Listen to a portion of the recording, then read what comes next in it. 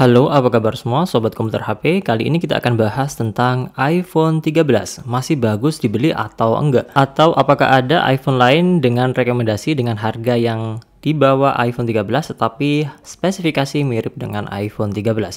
Ya, iPhone 13 adalah salah satu line-up iPhone keluaran tahun 2021, di mana iPhone 13 ini adalah salah satu iPhone yang cukup laris. Bahkan sekarang ini bagi kalian yang memang cari iPhone 13 ini masih ada harga barunya di iBox dengan harga 11 juta rupiah untuk kapasitas 128, dan untuk harga secondnya di kisaran 9 sampai 10 juta rupiah. Nah, kita bahas iPhone 13 ini untuk seberapa worth it, kira-kira iPhone 13 ini apakah masih worth it, kita tentukan dari 4 poin ini. Yakni untuk poin yang pertama adalah desain dan juga layarnya, di mana iPhone 13 ini tentunya seukuran dengan iPhone 12 dan memiliki resolusi yang sama pula tetapi dengan notch yang lebih kecil di iPhone 13 ini. Untuk iPhone 13 ini menggunakan material kaca pada bagian depan, belakang, dan menggunakan frame aluminium. Dan untuk iPhone 13 ini sudah menggunakan layar tipe Super Retina HDR OLED yang terbilang sama persis dengan iPhone 12. Untuk ukurannya juga sama, 6,1 inch, dan sudah mengadopsi flat design ala iPhone 5 series. Kemudian untuk resolusinya juga sama, yakni Full HD 1080p dengan ukuran 1170x2532 pixel dengan PPI 460 ppi dengan proteksi ceramic shield glass yang tentunya cukup menunjang untuk keperluan sehari-hari dan bisa dikatakan cukup bagus untuk kecerahan, warna, ketajaman, dan lain sebagainya pada layar iPhone 13 ini. Sedangkan untuk ukurannya ini pas buat kalian yang memang nggak terlalu suka iPhone ukuran terlalu besar. iPhone 13 ini bisa jadi ukuran yang paling pas buat kalian ambil, karena ukuran 6,1 inch ini juga masih dipakai pada iPhone 14, iPhone 15 juga masih seukuran dengan iPhone 13 ini. Jadi kalau secara desain dan juga layar terbilang bagus dan mumpuni. Cuman pada sebagian kecil iPhone 13 ada yang sering mengalami yang namanya green screen pada produksi awal-awal iPhone 13 ini. Kemudian masuk ke bagian yang kedua, yakni adalah performa dan juga fiturnya. Untuk performa, iPhone 13 ini dibekali dengan chipset Apple A15 Bionic dengan fabrikasi 5 nanometer, CPU hexa-core Apple GPU 4 core graphics dengan RAM 4 GB. Ya, masih 4 GB. Sejak iPhone 11, iPhone 12 RAM-nya masih 4 GB. Baru di iPhone 14 RAM-nya ditingkatkan menjadi 6 GB. Untuk iPhone 13 ini menggunakan iOS versi 15 pada saat dirilis dan masih kebagian update iOS 17.3 pada saat video ini dibuat ya.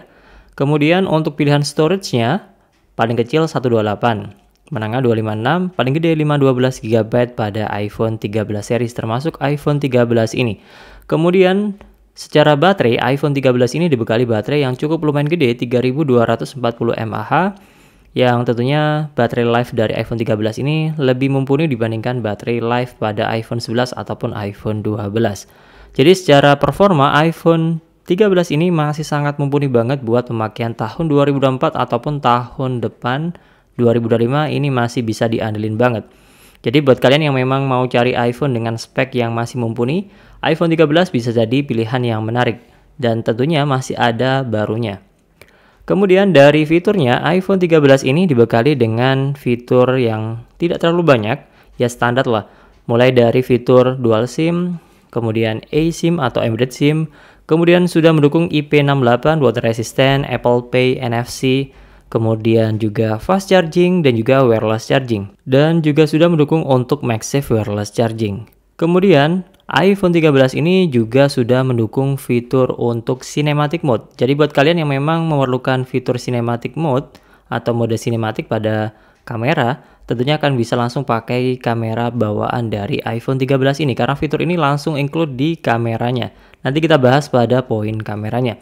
Dan iPhone 13 ini sudah mendukung untuk jaringan 5G. Jadi buat kalian yang memang cari iPhone yang bisa mendukung untuk jaringan 5G, iPhone 13 ini bisa jadi pilihan. Tetapi iPhone 12, termasuk iPhone 12 series, semuanya juga sudah mendukung untuk jaringan 5G. Baik versi mini, versi biasa, ataupun versi Pro-nya. Kemudian kita masuk ke poin yang ketiga, yakni adalah kameranya. Dimana untuk iPhone 13 ini, secara kamera, ini berubah bentukan dari iPhone 12 ke iPhone 13. Dari yang disusun secara vertikal, disusun secara diagonal. Tetapi secara spek hampir sama saja ya antara iPhone 12 dengan iPhone 13. Mungkin secara sensor lebih baru dan untuk menangkap lebih banyak cahaya tentunya akan lebih bagus di iPhone 13.